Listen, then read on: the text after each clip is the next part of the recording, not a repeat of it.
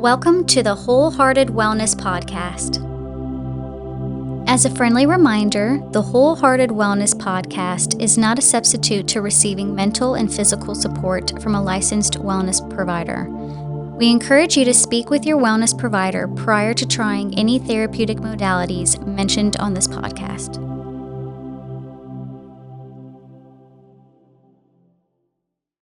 Welcome back, everyone. I have two very exciting guests today, Amber and Sam, and they are going to be talking about ecotherapy, which I don't know about y'all, but I just recently learned about that in the past couple of years. So welcome, you two. Thank you for having us. Glad to be here. Yeah. So why don't we go ahead and take some time for y'all to introduce yourselves, tell us about who you are, what brought y'all to the mental health profession, and we can dive in about ecotherapy. Okay. I guess I'll go first. So I'm Amber Dugas, and what brought me into ecotherapy, it was really a long process for me. I guess my whole life it's been kind of leading up to this. I actually graduated in 2006 and then went through a divorce, and my life really changed. And so I went back to school and graduated again with my master's in 2023 of December. And so in the process of my divorce, I really was alone. And so I would go outdoors all the time. I would kayak, I would hike, just all kinds of outdoor activities that I could do. And in that process, I started to heal and I started to feel better. And I really wasn't sure what it was all about, but I was doing that. And so when I decided to go back to school to be a counselor, one of my teachers mentioned it one day, ecotherapy. And I was like, what is that? And so I decided to look into it further. And that's whenever I said, well, I'm definitely incorporating this into my practice. And so I enrolled in the Earth Body Institute of California and became an ecotherapist. That is awesome. Cool. Thank you. It's amazing, too, that it just came intuitively for you. Mm-hmm. You know, Yeah. you were in a hard season of wrestling and grieving, and you intuitively went to what felt right. Yeah. What was going to be healing, what was going to be grounding to you. And so it's amazing that then you said, oh my gosh, this has a name. We can Right. actually use this. Okay. So that's awesome. Yep. Very cool. Yeah. Thank you, Amber. You're welcome. Yeah, I think we talk about that a lot, like Mhm. putting a name to things that we're already experiencing, and Mhm. it kind of validates that, For sure. But yeah, I'm Sam, Samantha on the documents, but usually it gets shortened anyways. So just put it out there as Sam. Recently licensed. Whoop, whoop. Yay. Yes, so exciting. Last month. So now I'm an LPC, licensed professional counselor. I graduated from UL's counselor education program in 2020. And we were doing a research class where we can pick like the population we'd like to go into, or, research wise, and some kind of like approach to go with it. And I chose ecotherapy. Like a few of my friends in the cohort, we chose that, and we were like all choosing different populations to work with. And I chose kids and grief because I deal a lot with grief too, and bring that into ecotherapy as well. And I was at the end of my program at the peak of COVID. And so I think that's where a lot of it started clicking for me, with that isolation and like And nature. being indoors. Yes. That nature connection was so important during quarantine, and like it's the only safe place you could be sometimes. Mhm. But then also acknowledging that like maybe nature doesn't feel safe for a lot of people too. So I was kind of interested in incorporating that into therapy. Sure. But Yeah. That's awesome. It's pretty cool. You know, it's neat as y'all are talking. I went to this conference once where they were talking about how we're made of electrons and how our body gets recharged. Yeah. You know, Yes. and I know a lot of what people use the language of is like, oh, bad energy or good energy. But it's true. It really is. Like we are built up with electrons. And nature truly does recharge those electrons. It does. Like with grounding, with your feet on the ground, with no shoes, or Even how a lot of people at the beach feel so regulated. The crashing of the waves on the beach actually is sending a lot of happy electron. I mean, that sounds so funny and hippie, but you know what I mean? Like, it is sending electron. We connect with a lot with that. Yeah. Hippie. Yeah. feelings. So, but like, there's legit science to it, Right. you know, and I think that's really powerful. Oh, yeah. Really For powerful. sure. So I know both of y'all are at the Therapy Garden, and the Therapy Garden is owned by Kat Dietzway. Kat Dietzway, added an S after her T. And she's also an ecotherapist doing some wonderful things and also incorporating it with EMDR. Right. And y'all have a neat setup where y'all also have a house where there's the backyard to incorporate ecotherapy. So I'm so curious, what does that look like for y'all in using ecotherapy in a just general session? How do you introduce it? What does that look like? So usually I talk to clients beforehand and kind of fill out what they're comfortable with, what they would like to do. Because one of the biggest things that you have to talk about is fears. You know, so many of my clients are scared of lizards. So when you walk out Spiders, there, salamanders. But so we just talk about all the fears before we go out there. And then a lot of times it's just an option. Do you want to put a blanket out in the yard and sit down and have a conversation under the trees? And you notice such a difference immediately. The first time I ever did it, I think I was completely geeking out. I was just like, this is so powerful. You immediately go into ventral vagal or, you know, window of tolerance, regulation. Oh, yeah. It's amazing. Yeah. We've talked about that too, where like it'll go deeper than maybe you can go deeper in an office, you know. I'm at the Ridgeway location, which we don't have as much of that access to nature environments that aren't as private or quiet, and it's off of kind of a loud street, you know, right behind roads. So, but I like the idea of like incorporating it in a space that isn't even like a nature environment or a nature space, because maybe that isn't accessible for a lot of people, whether it's fears or just time, resources, you know, different things. And I don't know, I guess we'll get more into that too when we talk more later. But one thing about the Ridgeway location, though, is that it's really close to Monkus Park. I was just thinking that. Yes. You can actually just walk through the neighborhood and you're in the park. And so we've even put out blankets there and sat down at Monkus Park and had sessions. So I'm curious, what does that look like if you're in an office? How can you incorporate ecotherapy? I'm thinking we're in South Louisiana. It's very hot, you know, but also it rains a lot, right? And I'm even thinking about potential therapists listening in that, exactly like you said, Sam, may not have the resources. How would you incorporate ecotherapy in a office space? I think, like you said, like the weather can have a huge impact on the way we're presenting in session, both the therapist and the client. Just even noticing that, you know, and like notice, like, I know we're not a big lights office. Like we always have the lamps on. We turn the big headlights off.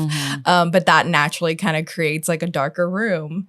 You know, if it's overcast outside or it's rainy or thundery and like thundery.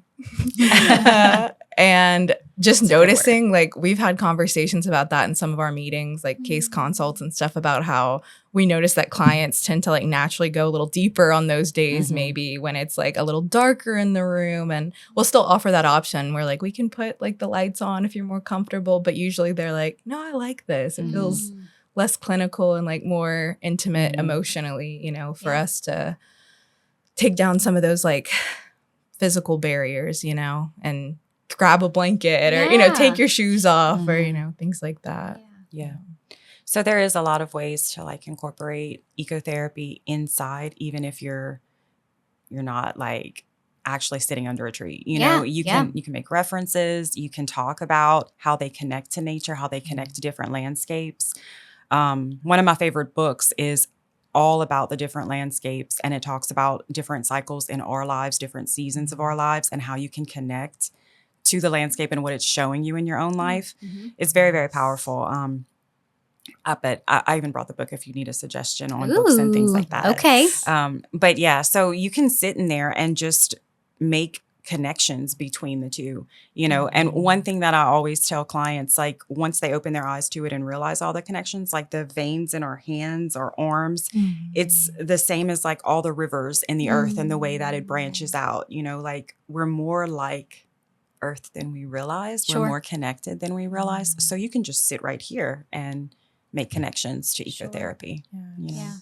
It's amazing. I love that y'all are saying that really and truly you can find ways to bring it in by just noticing the rain outside or having them think about times that they felt safe or connected in nature and bringing that up just to bring awareness for them to potentially start incorporating it in their life. Yeah.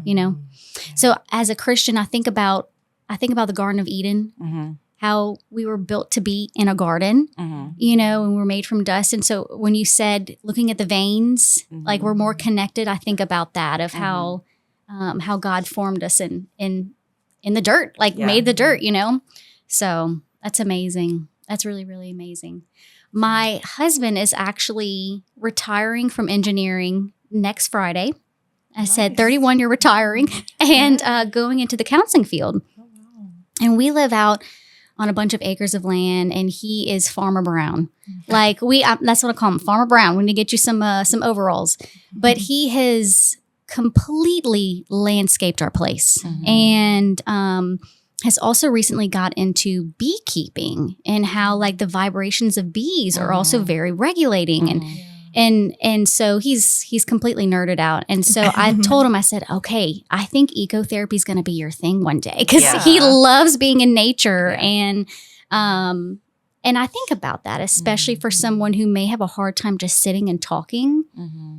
It helps them think and focus on something else as well. So that's awesome, you guys. You've been referencing a lot of sensory things too. Yes. And that's a huge part of it. Like just connection to nature can help practice connection to your body as well. A lot of it somatic approaches. Yeah.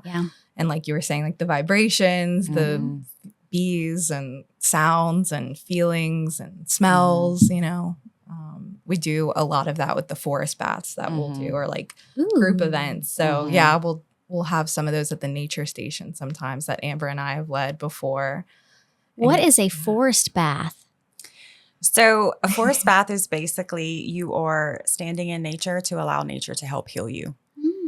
There's a lot of different procedures or things that you can do to make that happen for you. But it's being very intentional, just being outside and just being aware of your surroundings and allowing that to help change whatever situation you're in. And sometimes it's not even about changing that situation. Sometimes it's just about appreciating and being reciprocal. Yeah. Ecotherapy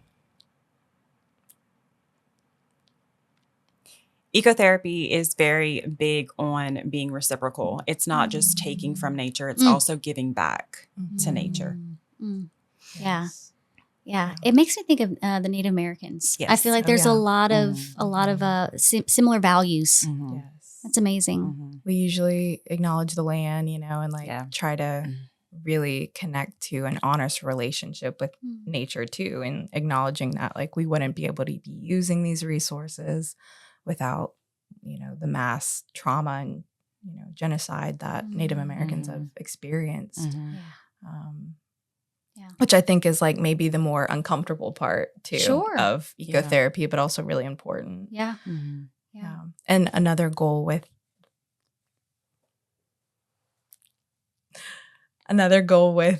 forest bathing that I appreciate, I come from like a health at every size approach too. So we're very anti-diet culture at Therapy Garden, and like come as you are, you're welcomed here. That ecotherapy kind of like has that energy as well to it, and we always say the difference between a forest bath and say like a hike you would go on is we're not counting steps, we're not counting calories, we're not trying to get to the end of a finish line or anything. The only goal is just to like be with yourself and like attune to your environment and notice things that maybe you don't notice before. And you just see that childlike wonder come out of all of the participants. Like, I just saw a butterfly, or like I saw a caterpillar and I haven't seen this since I was little, or, you know, brings up a lot of things, like kind of unearthing some of those things that are always within us anyways. Yeah. I just keep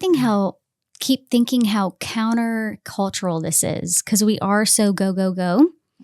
And this helps you slow down, but maybe in a way that feels safe to slow down. And so it's neat that you're saying that in as you are intentionally slowing down, it may bring you to a place to connect with a younger part of you that's more playful, you know, and open to exploring. And so that's beautiful. Yeah. Very beautiful. It's very present moment. Like if you're searching for that, so many people, or a client and me were talking just a couple of weeks ago about the saying, stop and smell the roses. And it's like one of those sayings that everyone has heard, you know, but this client in particular was, you know, very stressed out with just the busyness of life and was saying that saying alone, stop and smell the roses, was helping her just when she would go to her mailbox, that it wasn't even a rush anymore to walk over there and get the mail, like, oh, I have all these other things to do. She would take her time and look at the flowers that she's planted along the way to the mailbox. And it became more of a peaceful, present moment experience for her. You know, amazing. So, yeah. You know, I actually am recently understanding that phrase because my husband has planted some roses. Holy smokes, friends. That stuff smells amazing. And so he'll usually pick one for me, and I don't even want him to put it in the vase. I just want to hold it and smell it. And so it's amazing. Yeah. It's amazing. So what would you say are some ways that people can start incorporating ecotherapy in their daily life? And I realize you've actually kind of already shared that, but even for someone who's like, this is completely new to me, or what are ways they can ease in? So for me, I don't drive on the interstate. I take back roads so that I can appreciate trees. I can appreciate the quiet. It's less chaotic from, you know, all the traffic. I'm very intentional at that time, noticing, you know, the trees or just whatever it can do, the connection that it can make at that time for me. And I speak that out while I'm driving. People may notice at times that I'm talking to myself while I'm driving, but I think that's okay. They might think I'm just on the phone. But grounding, you know, going outside and taking your shoes off and doing some of the chores around the house barefooted. Meditation outside, yoga outside, even cooking outside. You know, that's a very Louisiana Cajun thing to do. Just do it intentionally. Go outside and appreciate your surroundings as you're cooking, you know. Anything you wanted to add? I like that. Yeah. I was thinking about driving whenever you said that, and I always make the joke that I try to picture other drivers as like little woodland creatures. Like, yeah. Oh my gosh, I love like little gnomes. Oh, like I like that my brain went to gnomes, things that don't exist, and you went to squirrels that actually exist in nature. It could be a gnome. Yeah, right. You can like personify a gnome. But like if they're like really in a hurry to get somewhere, you know, or like it helps me with that detachment from the frustration. And not having like, road rage. We are nature, and like this is the way they are living in their natural environment, and this is the way I'm living, and I might be a tortoise and they might be a little squirrel running around town, and I have to do that a lot because I love that reframe.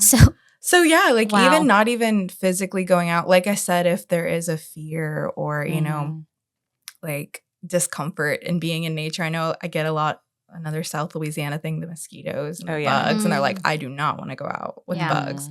So even the like mindset of ecotherapy is kind of noticing that you are nature, you know, you're not in nature, you're not a part of it, you are nature. And so that can come up in like self-compassion and self-acceptance. And, you know, we hear the example a lot in our circle, I guess. I don't know what everyone else is seeing or what we're seeing because we have the algorithm set for our conversations. But it's kind of like, you're so quick to judge yourself for needing things, like needing support or needing an adjustment of things or, you know, asking for more. But if like your plant needs more water or your plant needs more sunlight, you're not going to judge that. You're just going to make it happen. Give it to them. Listen, like I said, with my husband being Farmer Brown right now, I understand that. Some plants just need a little bit more tatang. Like he's learned, okay, gardenias and roses need a ton of water. Sunflowers, just leave them alone, And so, and so that's a really beautiful way of thinking about that instead of judging yourself or saying, oh, something's wrong with me because I'm maybe not needing as many needs as someone else, or I need more needs. Right. Or I think about something I've heard too is you don't judge how a tree looks. Right. Yes. Or, you just see its beauty as is. There's wrinkles and bumps. And, yes. Yes.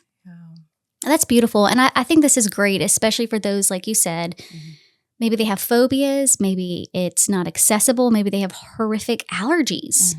There are ways that you can incorporate this type of therapy in their life. Oh yeah, for sure. Which is that's wonderful. Very cool. And go ahead. Sorry. No. I was thinking that can be kind of maybe a first step, and then maybe that will build more comfort or, curiosity about nature because it's like you're more familiar with it and you're seeing yourself as nature, and maybe you're more familiar with yourself than something that seemed so foreign, Well, I even think about what you were sharing when you were in that hard season. You just went to do things that were enjoyable for you, like kayaking. Right. And so it's not just kayaking, it's then slowing down and noticing what's around you. Think about people that enjoy hunting, like just slowing down and noticing. So, well, ladies, I so appreciate you guys. I know I could talk about this with you all a while. This just is very, very interesting. For those that are listening that have more questions and would like to get in touch with y'all, what's the best way to get in touch with you guys? I mean, we both work at the therapy garden. Like, probably the therapy garden. Yeah. David. Yeah. It's really helpful. Yeah. David's always there to answer the phone and talk them through getting set up for appointments. Yeah. So to and just call the y'all, therapy and I garden. think y'all's emails are just your name at yourtherapygarden.com. So Amber at yourtherapygarden.com. And is it Sam or Samantha? Sam. Sam at yourtherapygarden.com. Yep. Awesome. Well, ladies, this was wonderful. Thank y'all so much for coming. And for you guys listening, I hope that this is exciting and encouraging for y'all. I'm excited to be like, ooh, where am I with nature? And what have I been missing? What have I been intuitively already been doing? You know? Right. So I hope that this is an exciting, something new to try, and that it brings some healing in your life. And I encourage you guys to reach out to these ladies to learn more or schedule a session with them. Thank you. We would love that. Yes, of absolutely. course. Well, thanks. Okay, you guys, we will talk to y'all next time.